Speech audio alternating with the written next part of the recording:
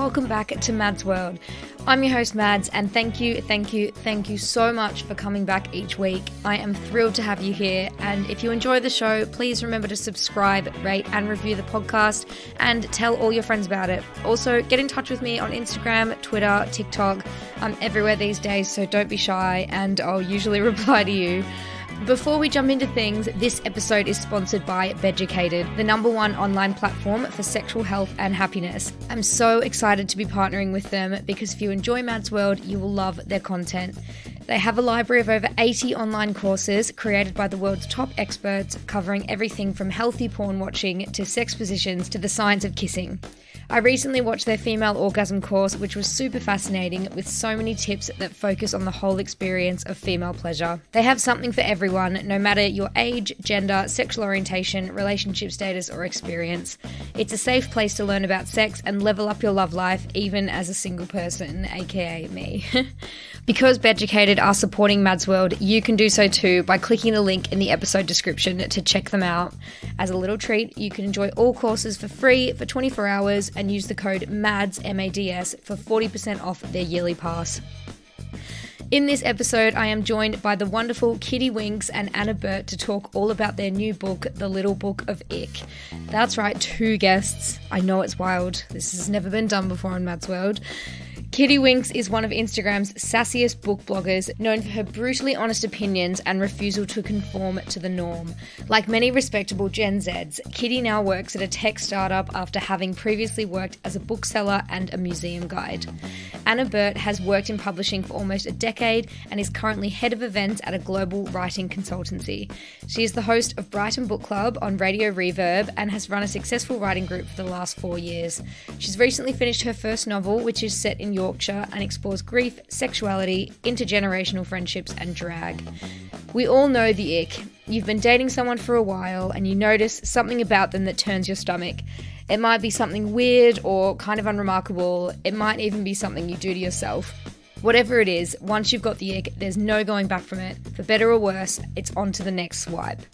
The Little Book of Ick is a celebration of the dating phenomenon that plagues millions. Split into chapters that chart all the stages of finding love, the book is a collection of 500 hilarious icks. Some you may have already encountered, and they're all packaged up, ready for you to use when you need to get over someone. Up next, we chat about our favourite icks, hopefully providing reassurance that it's fine to be fussy and how leaning into the ick might even soothe your heartbreak one day. Hi ladies, how are you? Lovely to be here. How are you, Maddie? I'm really good, thank you. I've just smashed like 2 massive coffees, so I'm absolutely bouncing off the walls. But it's so good to have you guys here on Mads World. Thanks so much for having us. Oh, welcome. So I thought we could jump straight in to a speed date question round, and you guys could just tell me a little bit about how you met. So I do a bit of work on local radio and do a show about books in Brighton and beyond. And I got in touch with a bunch of local book bloggers who I followed, Kit being one of them, and was like, hey, do you want to come and talk about book blogging and Bookstagram on the show? And she was like, yeah. And then we recorded, and this was during lockdown, so like we were clearly starved of entertainment. And we just stayed on for like an hour chatting, and then when restrictions lifted, we kind of just met up, and it was like dating a mate, and it was really lovely.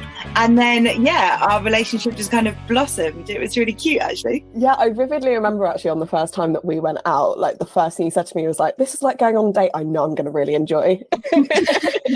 That's so fun. And then how did that sort of evolve into you guys wanting to write The Little Book of Ick together? It kind of happened quite organically. So it wasn't actually that much after that, actually. So that was summer of 2020, and then lockdown of 2021, so in January, February time, we were just on a walk together during lockdown at a local park. And then Anna was going through a breakup, and I'd had loads of ick videos on TikTok saved. So I was sending them all over to Anna to help her like become repulsed by the man. But me being the organised person I was just like, these need to all be in one place. And Anna, half jokingly, went, oh, maybe we should write a book. And then it was one of those moments we both just looked at each other and were like, shit, we need to write a book. Oh my God, I love that. And you know what I loved in the book is how you can sort of use icks to your advantage. So you can sort of use them to get over someone. And I actually have been doing that because I was kind of speaking to this guy for a bit. You know, we hooked up and everything. And now he's like, oh, I'm on a casual thing. And I'm like, right, I'm just going to imagine him buying flip-flops. Like that's something that Kit's like been really good at, like bringing through the production of this book, is like it as a kind of empowering tool to get over people, whereas I'm a bit more of the school of like it just makes me really laugh, but Kit's like really good at being like, no, actually imagine them chasing a ball down the road in the wind and then you will never fancy them again. I think I've learned I'm very easily repulsed by people. So I find it quite easy for that to be my natural default when it comes to the ick, is just utilize them to your advantage. How did you go about collating all of the icks together? Yeah, that's a good question. Genuinely, a lot of it was texting each other, notes on our phone. Kit and I both really love food. So we would go eat, sit, write icks, and then once we kind of got into the actual writing of the book, once it was signed, we'd sit at mine with we'd both have the same Google Doc open and just write. And because Kit's literally insane, she had this spreadsheet, which is completely beyond the rounds of anything that I'm into. But Kit, do you want to talk about your spreadsheet? Oh my god, I literally completely forgot about the spreadsheet until just now. It was but we had so I built a spreadsheet because I have a spreadsheet for everything in my life. I'm that kind of person, and it was like color coded, organized by sections, potential like chapters, because at that point the chapters were still kind of forming, so we're trying to just group them as best we could, make sure we didn't have duplicates. But it was with the writing process, if you have one, it sort of automatically like triggers another one. So I think there's one, I was literally just reading it with a friend the other day, and it was owning a pogo stick, and then it was falling off the pogo stick. So like they naturally kind of filter through. And then once we had got the deal signed, we put a pitch out and said, you know, if you've got any specific stories of any time someone has given you the ick, like anonymously, please let us know, and it might be featured in the book. So there's a couple of stories interspersed within the list of real life situations where people got the icks and very specific things that have triggered it for whoever. Oh, I absolutely love a good spreadsheet. Honestly, I'm that girl. This is an ick for some people, but it's the same version of like bringing a plastic pocket folder with like your flight printout and everything. I'm the girl, the holiday girl who sends a Google link to the chat, and I'm like, right, girlies, I've put our hotel in this one, flight times here. Like, but you need a me. Like, who's gonna do it if I'm not gonna do it? 100%. Why I only go on holiday alone. Like my favourite chapter of the book, funnily enough, is Sun, See and See You Later, and it's the one about icks on holiday, because going on holiday with other people I find generally quite repulsive. Like I do it, and I love going away with my friends ultimately, but other people on holiday just send me completely sideways.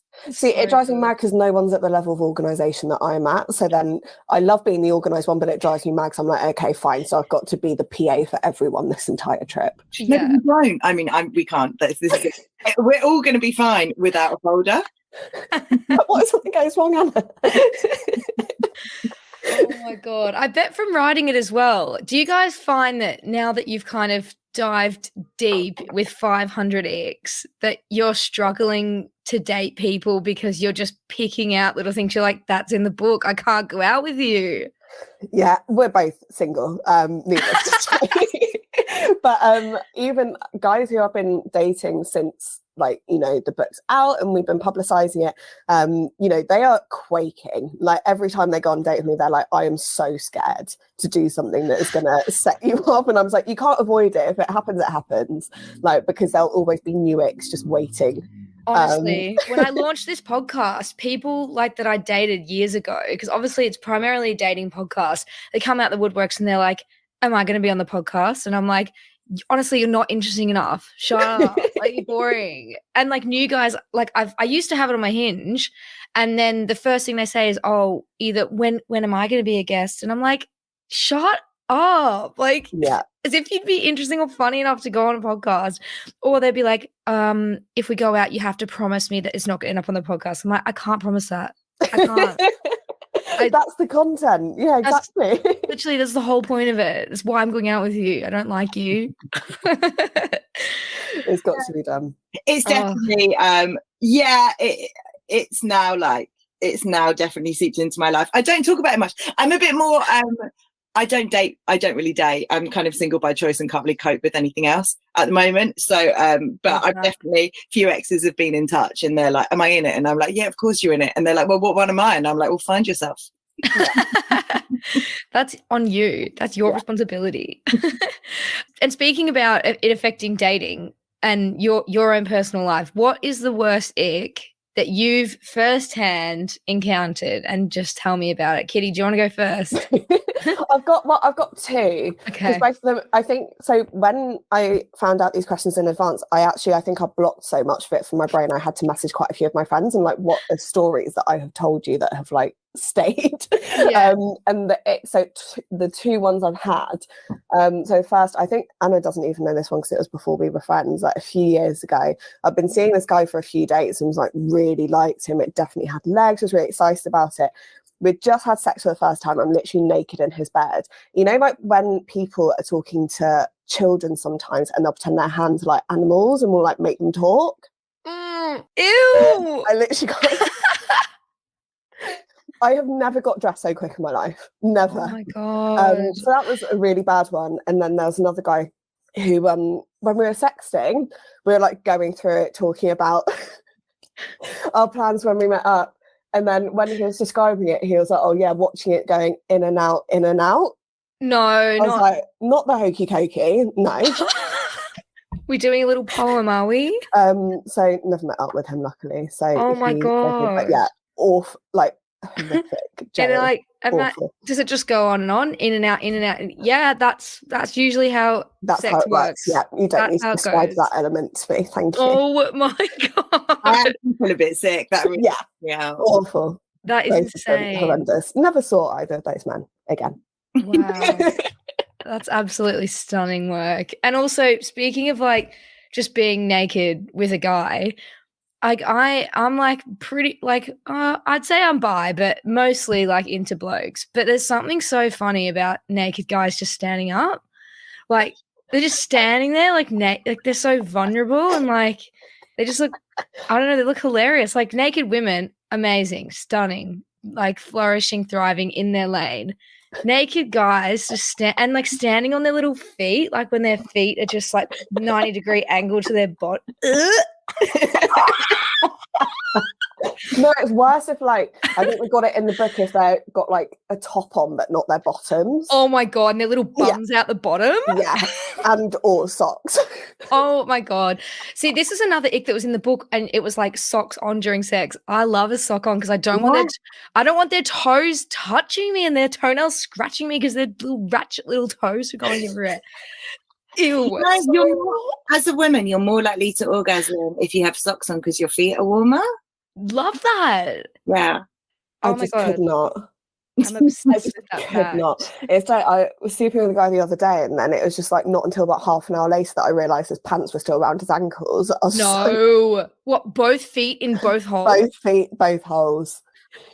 I was just like, firstly, acrobat. Secondly, psychopathic. I'm imagining him jumping around with his little feet, like in both holes, like bunny hopping around the room. I didn't even notice until afterwards. I was like, I actually feel ill. Ew! Oh my God! And Anna, what's your worst ick? IRL ick? Well, mostly it's me giving myself the ick. I do that on a daily basis. But I one moment when someone got something stuck in their teeth, pulled out a bit of their head hair and used it as a bit of tooth floss. Oh my God. I feel like that's not even an ick. That's just like having no social awareness. Like, who the fuck? What? Another thing, this guy, I've kind of been mates with for a while, was being desperate to get me out on a date. I mean, he's only human.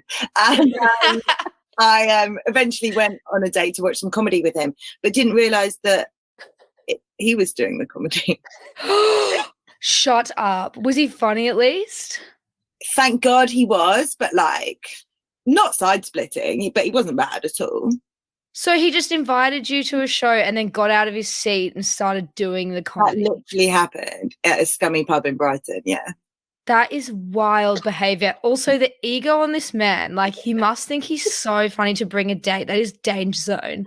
The whole way through, I couldn't even focus because I was just thinking like, my God, this is such a good story.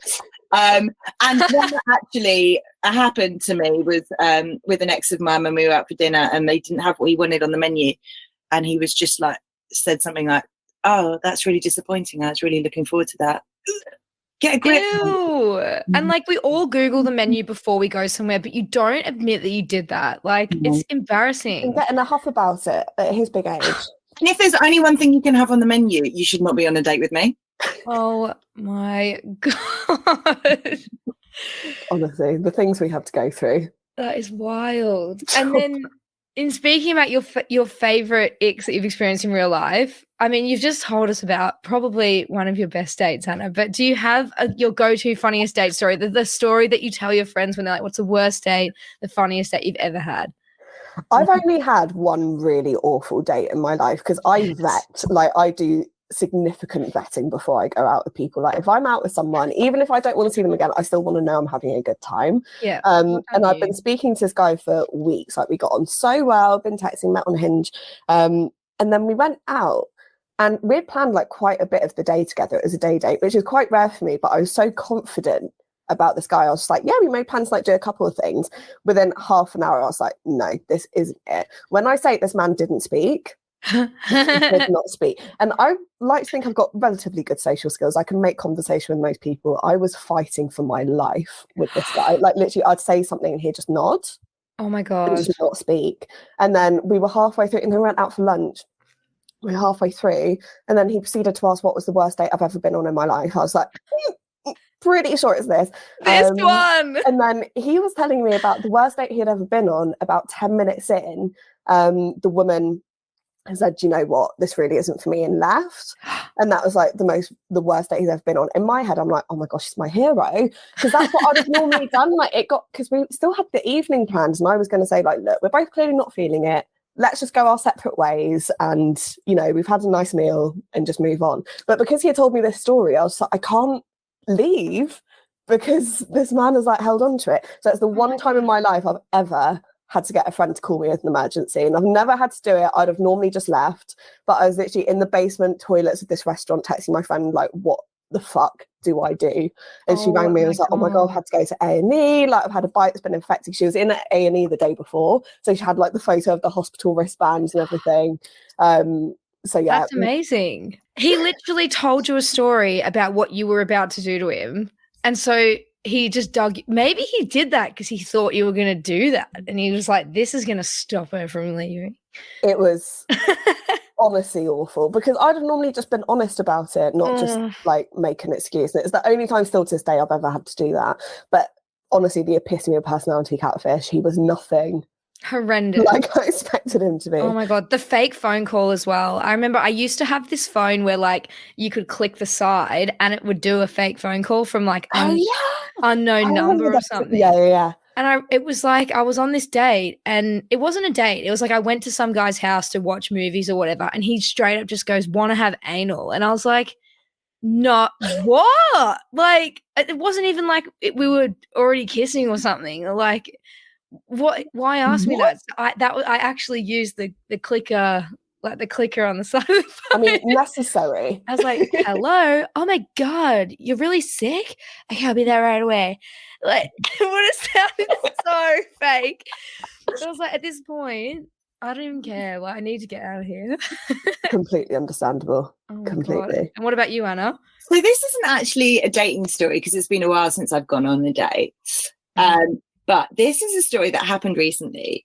And I was with a friend of mine and we were at the pub, and then last orders came in and there were two cute guys, my friend's gay, but one of the cutest guy didn't come back with us, but the not so cute guy came back with us, and we were flirting at the kitchen table, blah blah blah blah blah, and he kind of went in for a kiss, grabbed my throat and like legitimately choked me. And I'm a 30-year-old woman and I was completely fucking taken aback. It was unbelievable. And then proceeded to take my hand and put it on his dick. I mean, he was out. I was like, get out, you creep. But I mean, and it's actually really dark, but it just made me think, like, is this what is going on these days? And he wasn't that much younger than me. I mean, he must have been like 27 at least. What is going on?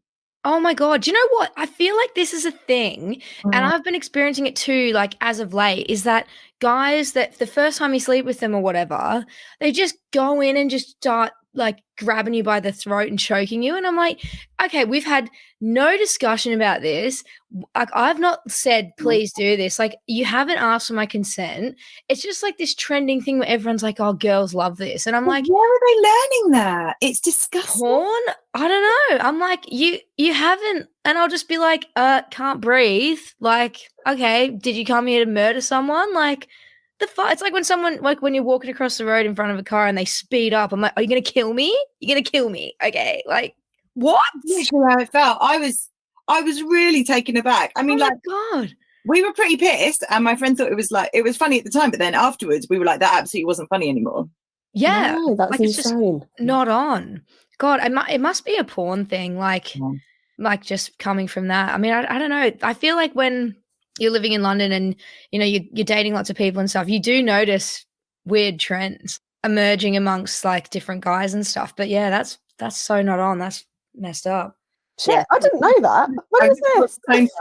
Yeah. I'm sorry that happened to you. It's not good. And a massive ick as well. So I mean, disgusting. It to me. yeah, not on. Well, thank you so much for sharing your funny estate stories / random Trauma. first kiss stories and trauma. But I thought we could get into some more of the themes of the book. So you've split the book up into 6 sections, which I thought was super clever. And I've picked a couple of my favorite icks out of the book, which I absolutely loved. So if we go through each category, I'll ask you to give a little overview of what each chapter is all about. And I thought we could chat about my favorite icks. So first up, you've done swipes and gripes. So can you give me a little rundown of what this chapter is about? Yeah, so it's basically about internet dating, essentially. You know, we talk about how the internet's transformed the way we date, mate, and hate, and fertile ground for breeding dicks and icks, as we say in the book. So it's about kind of the way that people hide behind a screen and the things that they do online to make our stomachs turn. Stunning. And my favorite one from this chapter was guys doing thumbs up in a photo. Because for me, if I see a guy, and this extends to guys that do like a happy open mouth smile. So like, it's like like that. I don't know, like they're just too happy. Like, why so happy? What's there to be happy about?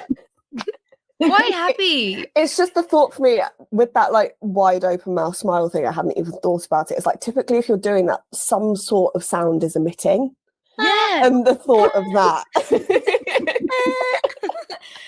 Especially when some guys have like all 6 of their photos or whatever is all that face. Like that's their go-to face in any someone's like smile and they go and I was like, absolutely not. And my other favorite ick from this chapter was the monkey emojis, unironically. Like when they do like a like the little monkey hands covering them like such a red flag. The biggest red flag. I can't. And then I was trying to think of other emojis that give me the ick. And it's one of them is the crying laughing face, but the tilted one. Yeah. So like not the straight up one, the one that's like on the side. I'm like, it's not that funny. It's for me, it's, you know, like when it's like the watery eyes, like pleading face almost. Oh God. Like the little like cute one with the big eyes where it's just like, yeah. It's like, please. And it's usually after them asking you to send them nudes and you say no. And they're like, Oh God, you're actually making me feel sick. And it's like, it's too early for this conversation. Why are you doing this? I'm still having my breakfast. Put the breakfast away. You're not finishing it.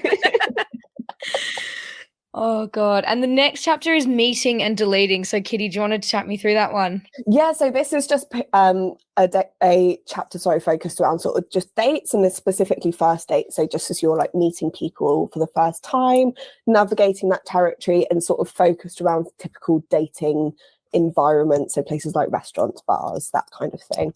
Well, my favorite one from this was cutting up their spaghetti because I just think anyone that can't cook or take care of themselves is such an ick. Like I've even moved in with people and when they first move in, I'm like, fit, have a crush on you, whatever.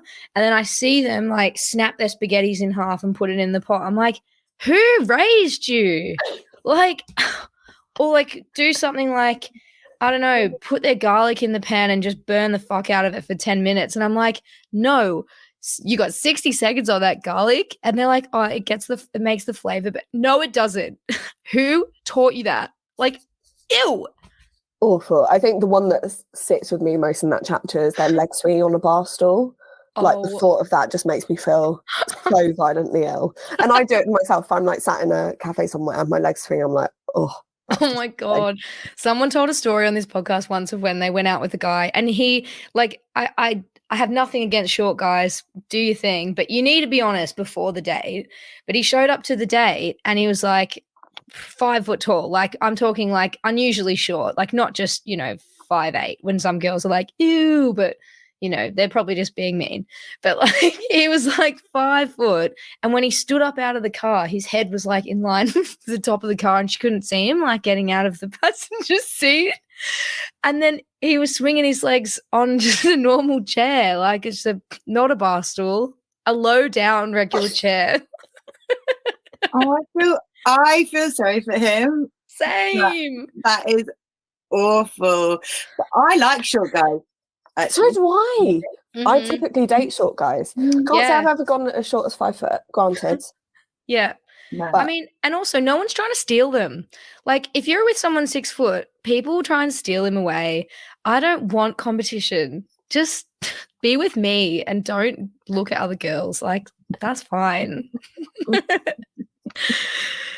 Oh God. My next fave. So the next chapter is making it public. So Anna, do you want to chat through that one? Yeah, so this is after the soft launch online, and you've told people they might have even met your friends, they might have even met your family. You're spending more time in each other's company. So it's kind of like when the veil is dropped, and things might be starting to get less sexy. Thank you. So my fave from this was getting BDSM and ASMR confused. I feel like it's the illustration of that one that really makes it. I think it's my favourite illustration in the whole book. It's so good. That's something as well that I really loved, is the illustrations throughout the book. Who did the illustrations in the book? So it's an artist called Simon Landian. He's really prolific, has done a lot of incredible work. And I love, for those of you guys, when you pick up the book, he's taken quite an abstract approach for quite a lot of them, I think, but in a way that really works, I think. So yeah, I feel like they all just fit very well with the keepy of everything. Yeah, he's great. And this reminded me of something someone at work said to me recently. We were at the pub and he works on LVMH as a client.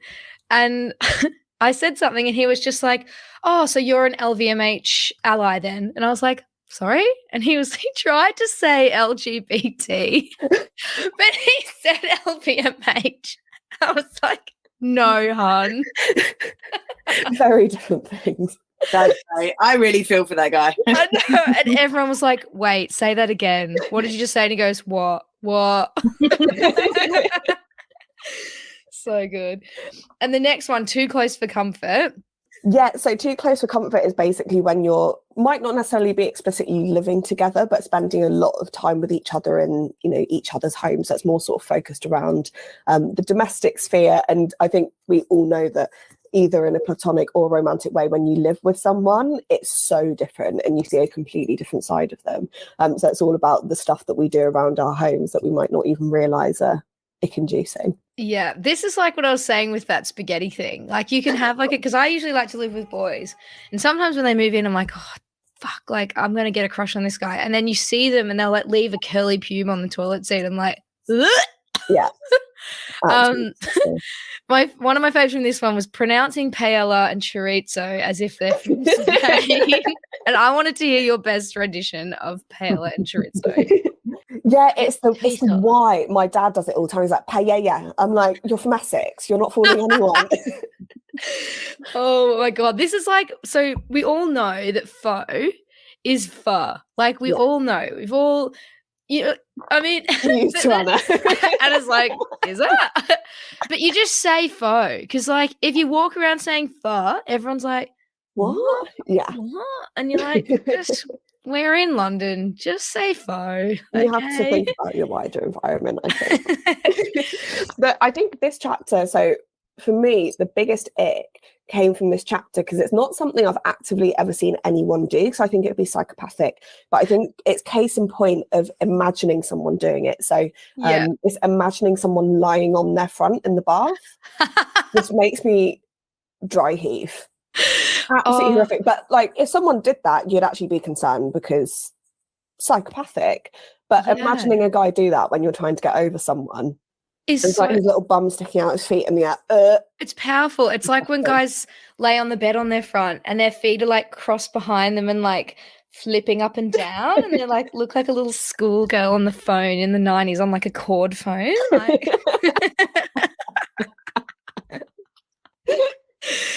Accurate. Oh God. And this is sort of like what they'd be doing too, is wearing a towel hat. That was my other fave from that chapter. Absolutely horrendous. And the best thing is when guys do that and they don't have any hair. Like, you don't need to be wearing that towel wrap. Like, there's no hair inside it. Your hair's short.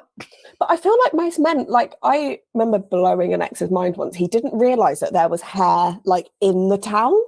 What? He just thought there was like a towel on my head. He didn't realise that the hair was wrapped in the towel. So when like it was revealed, he was like, "Wait, what the fuck?" Straight guys are so useless, aren't they? Like, I can't. Like, where did they come from? Who made them? Who made them? Oh my God. And the second last one is sun, sea, and see you later. And I love this one because going on a holiday with your significant other is a turning point.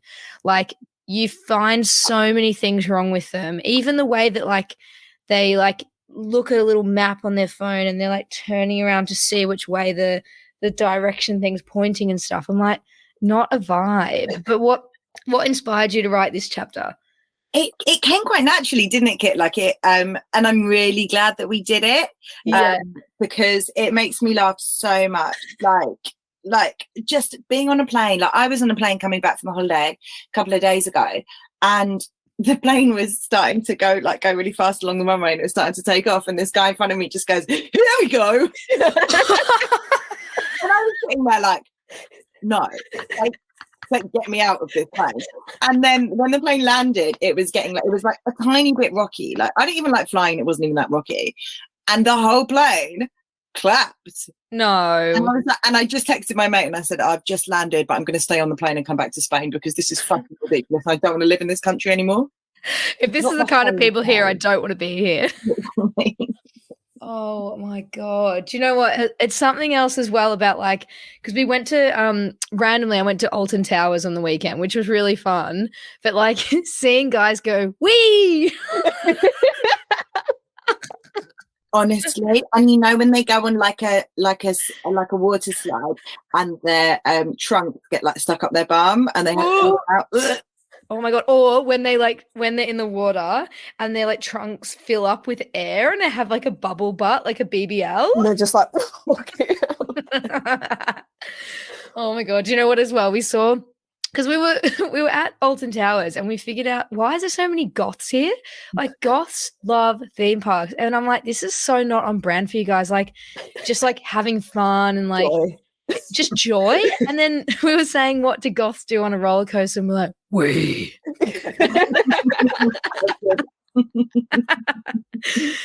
So random, but I loved it. And the last chapter is the ugly truth. So do you want to chat me through this one?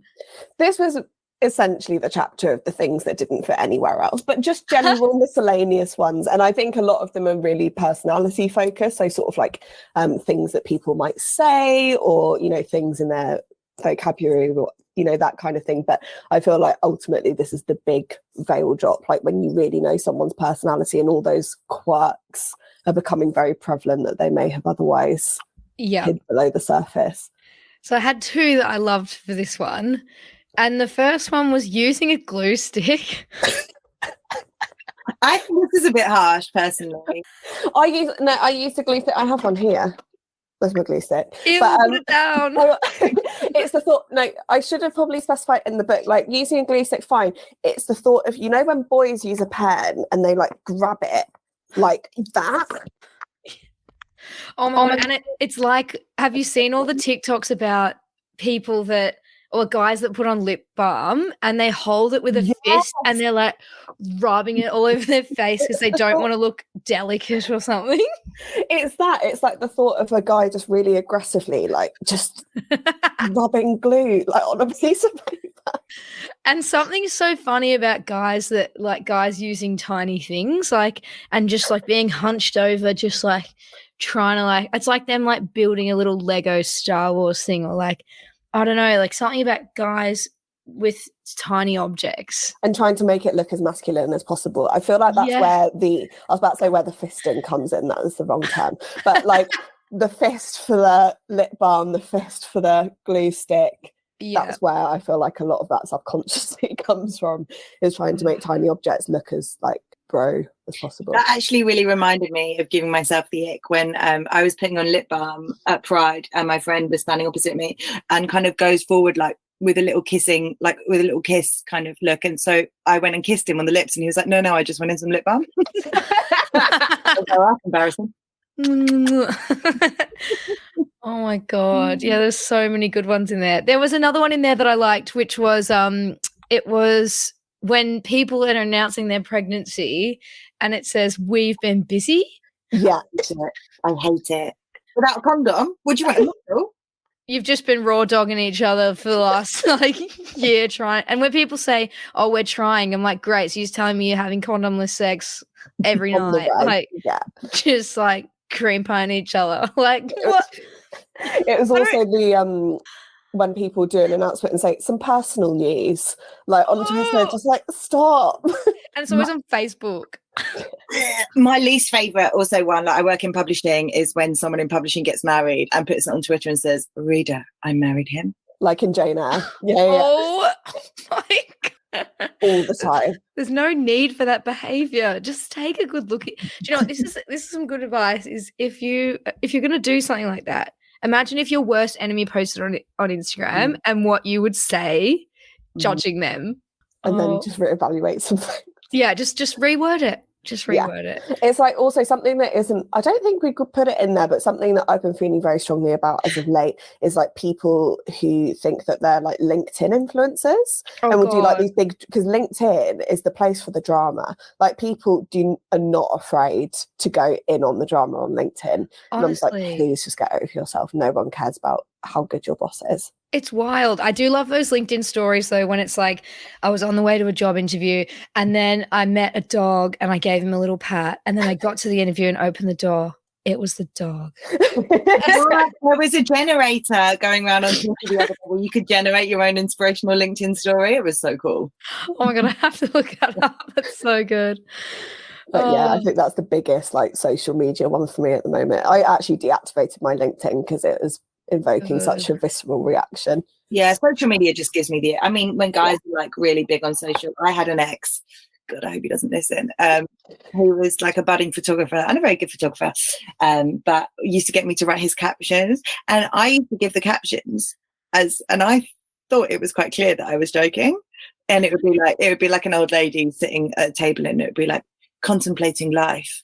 It was long and wild, and he'd do it and I was like, oh, don't think you got that. I was doing that.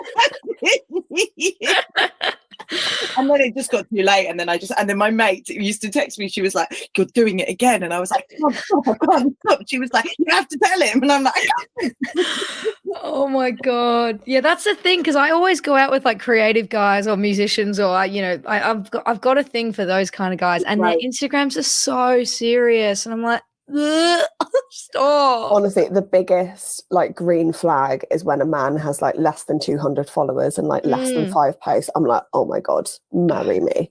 Obsessed. Anything over 1,000 followers, red flag. Huge red flag. Why are you following so many girls? That's a huge ick as well when you scroll through their following list and it's all just hot girls. Yeah. Do you know what? I don't mind that, because I'll be honest, like most of mine is probably hot men. So I can't really comment on that. It's when they're actively liking the photos, commenting on them. Like that's when I find it weird. Like if I go on it, like, Instagram influencers post and the guy I'm talking to is like liked every single one of her posts. I'm like, she's not going to see you, babe. She's not going to notice you. Or like putting What a flame comment on there with like yeah, just I can't. I've actually got acid reflux right now from my sleep. Honestly, I think we need to let Anna go and enjoy it. I have one more question, and that is, do you think you can ever get over the ick? So once you've got it, can you overcome it? I don't think you can. I think not to a certain extent. I feel like it'll always be lingering, and I feel like I do think in terms of like a more serious sort of side of the conversation, I genuinely feel like you don't get the ick for people who you're genuinely head over heels for. So if you do, it'll be like something I think subconscious that might have been triggered, and I feel like the ick then starts something, as opposed to my just being like cut and dry. If you're in a serious relationship, I feel like getting the ick once then starts a kind of domino effect of lots of other things. Yeah, that's so true. You get one ick, and then other things start pissing you off or like grossing you out that didn't used to. So it's like a domino thing. That's so true. Yeah. And I do think there is a kind of semantic difference between like getting the ick, which I do agree kind of there's not really coming back from that. You're just delaying the inevitable. And there's like things that people do that give you the ick. Like if you love someone enough, it can still ick you out, but you're not like, I have the ick, like capital T, capital I. And I think that's different. Like my friends give me ick daily and I give them the ick daily. Like but I still love them, and it doesn't make me not be their friends. Yeah. It goes beyond that.